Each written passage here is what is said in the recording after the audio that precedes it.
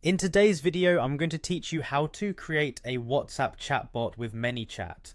Now, if you want to build an interactive and easy to manage chatbot for your business or personal use, Manychat provides a powerful yet user-friendly platform to accomplish just that.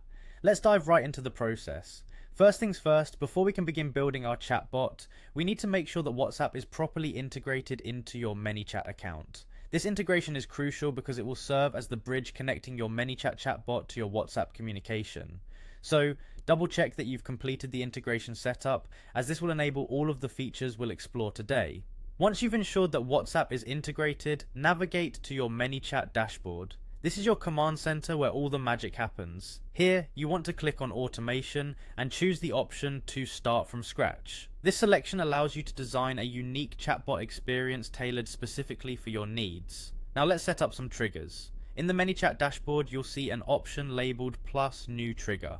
Triggers are key to your chatbot's functionality because they are the specific cues that initiate interactions between your bot and the users. You can customize these to activate based on user input, specific keywords, or even time-based conditions, making your bot even more dynamic and responsive. For a practical example, consider creating a flow that welcomes users when they message your business number for the very first time. Alternatively, you might want the chatbot to activate when someone replies with a certain keyword. These personalized interactions help in creating a smooth, welcoming experience for your audience.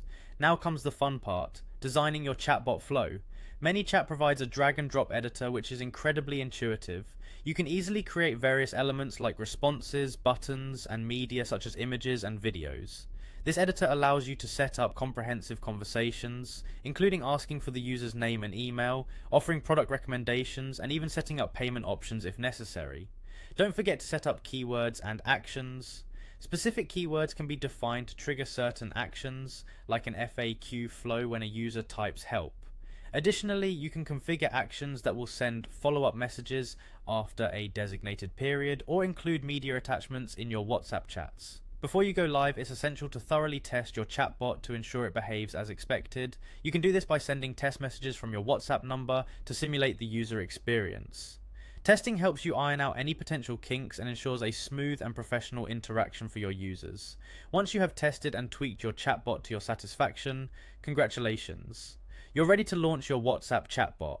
From this point on, it will be active and ready to engage with users based on the flows and triggers you've meticulously set up. Enjoy watching your chatbot bring a new level of engagement to your communications.